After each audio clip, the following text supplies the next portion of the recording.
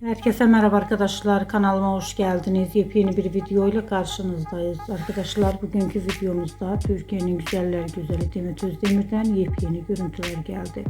Demet Özdemir'in arkadaşının doğum gününden olan yepyeni görüntülerini sosyal medya hesabından paylaştı.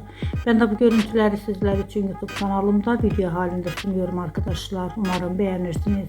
Videomu beğendiyseniz kanalımı izlemeyi ve bildirim butonuna basmayı unutmayın. Şimdilik benden bu kadar olsun.